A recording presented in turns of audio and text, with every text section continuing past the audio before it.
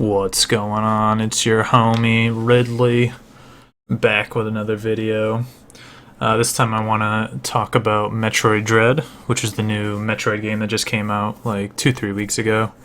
This is Nintendo's kind of big first party title for the end of 2021. I agree with this caption on the screen.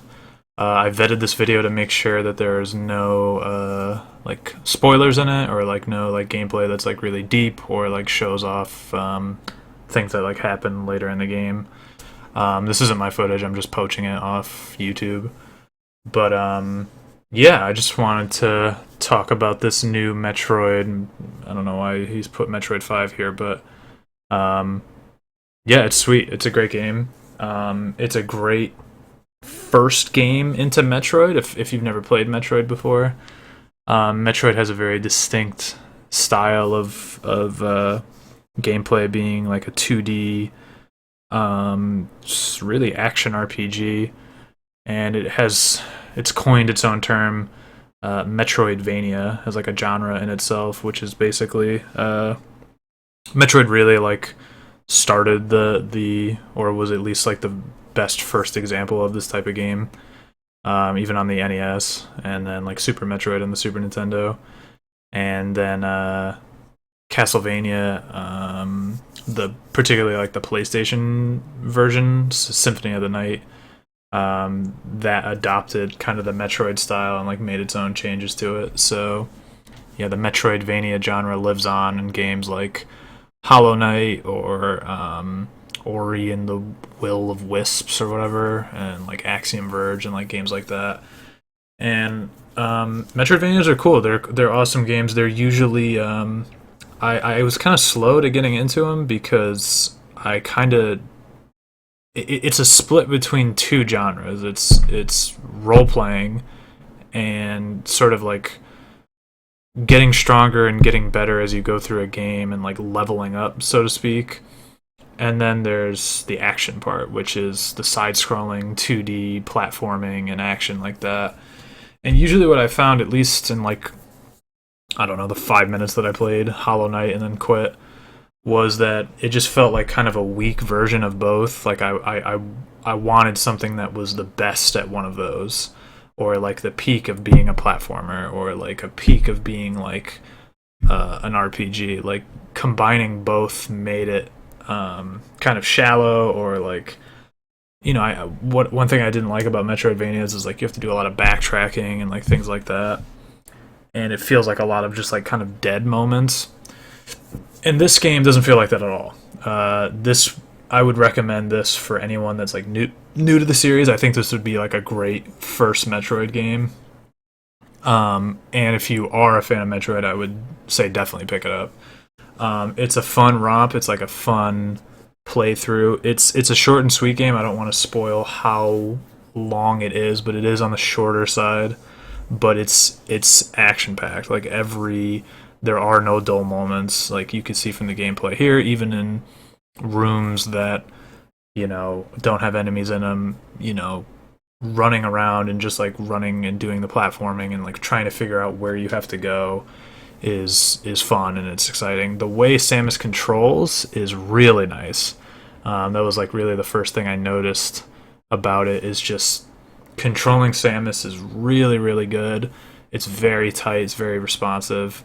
The graphics are very smooth. I definitely prefer. I think this is probably it's some of Nintendo's best work, I guess, like in terms of like a 2D game.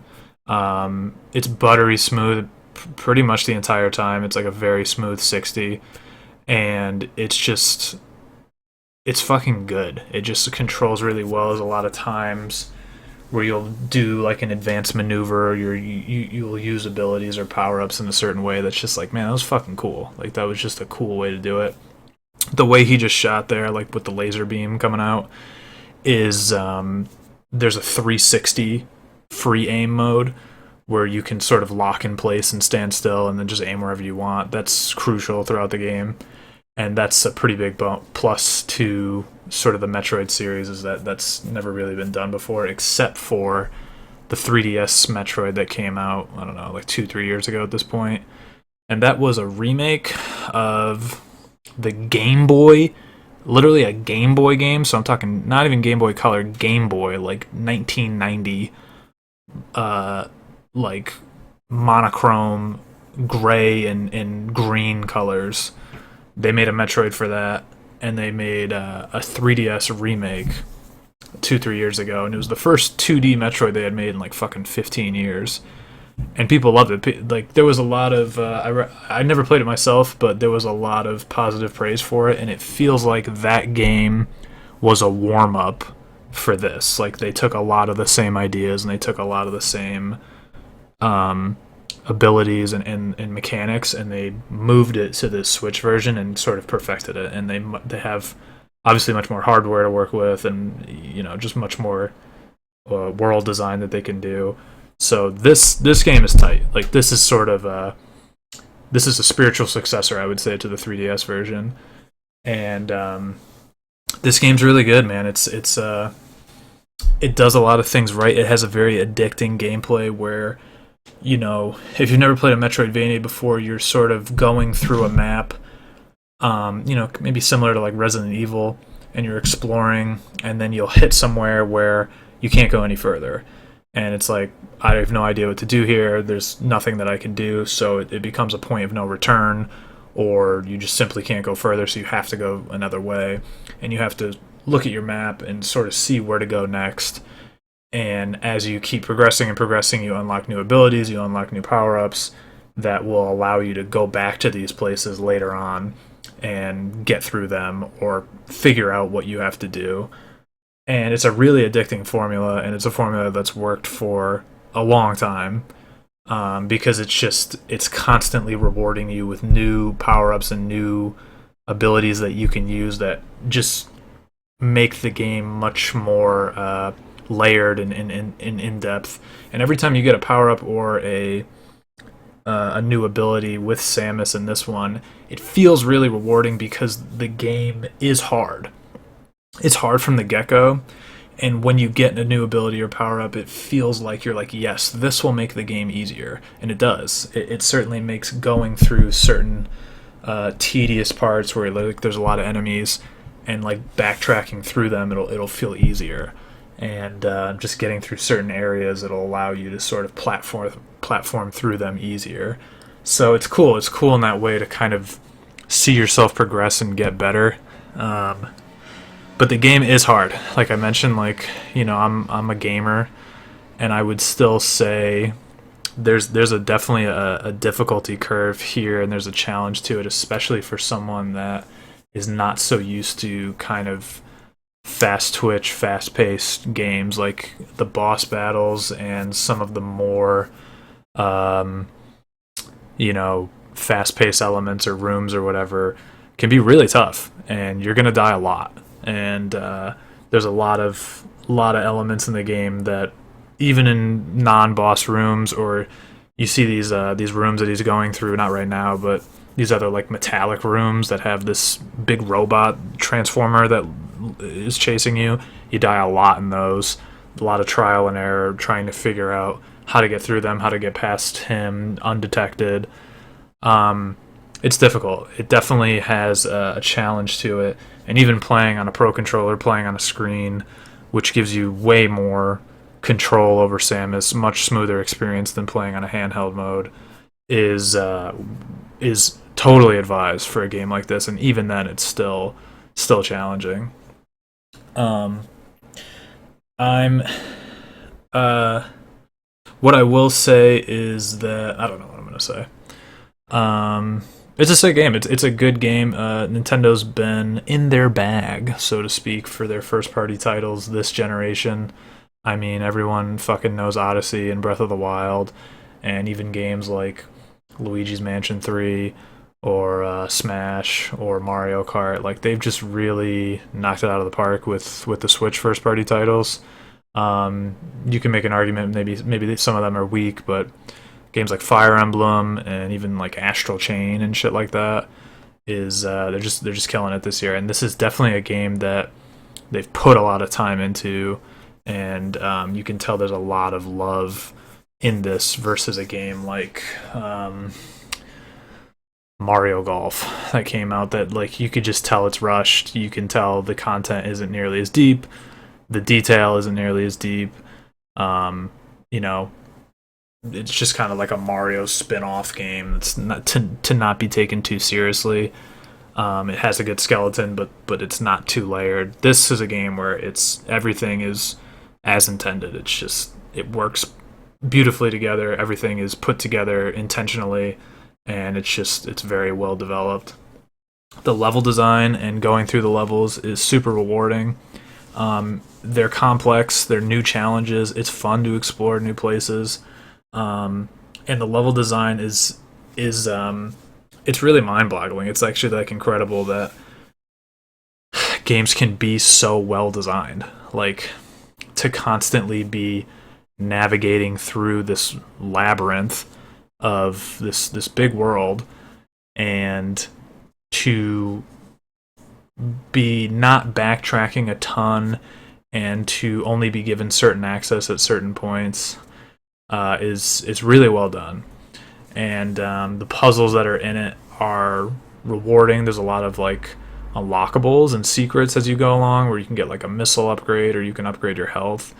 And a lot of times those will require like a power up or an ability you don't have yet. But when you do revisit it, it's fun to just be like, I can just fly through this now, and I can just like pick this up. And getting power ups and rewards does feel like it really enhances the game. It's going to make the game easier. It's going to make the game more fun because you could just get through shit easier. Yeah, overall, great game. I would probably give it. Now, I will say I'm at the very end. I have not beaten it yet. I think I'm at the very end, so I can't give a definitive score, like really how I feel about it, but I would say it's probably close to a 9. I'd pretty comfortably put it in that area. It's definitely higher than an 8.5. There's really not much I could say that would probably say this game needs like improvement. Maybe it feels a little bit longer, but I feel like the pacing of it and the length of it is really well done. It feels like it's sort of it probably ends right when you're maybe begging for like a little bit more and you wish you had a little bit more gameplay, but it doesn't overstay its welcome. It's a good time. It's a fucking good game to just pick up, even playing handheld and playing for 30 minutes, even 15 minutes just to get through a part. A lot of action. Even this is the type of game where if you play an hour, it'll feel like 2 hours or it'll feel like 3 hours because there's just so much happening and there's so much content, and it doesn't feel dull. It's a constant stream of new stuff to explore or new rooms to check out, and the combat is good.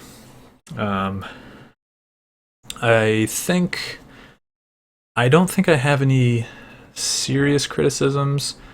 I don't want to spoil too much, but I think it's pretty good. I think the criticisms I have about it are probably just about like the genre in general, where like yeah, there is a lot of backtracking, but not really in this game. If you're just kind of doing the main story and going with the flow, and you're not being a 100% completionist, you're really not going to backtrack a lot. Like, and it's when you do, they make it in a way that the revisited areas are new and you can do new things in them, so it doesn't really feel stale or it doesn't feel like it gets old.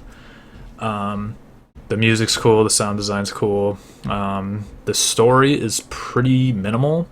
I'm kind of a fan of a game like that. I like a game that just fucking gets right into it. I'm much more of like an arcadey kind of player. I would take a game like a Metroid Dread over a Red Dead Redemption 2 or even over like a Breath of the Wild 2, just because like that's my type of game to play. And the story in this it's pretty shallow, it's pretty minimal, but I think what it does do, it does well. The cutscenes are cool. You can see some of that here, and the story that's in it is like pretty straightforward, and it's compelling enough to just keep you going and you want to see what happens next. Yeah, music's cool, atmosphere's cool. Yeah, fucking pick up Metroid Dread if you got it. Nintendo games never go on sale, so you might as well just fucking buy it for $60.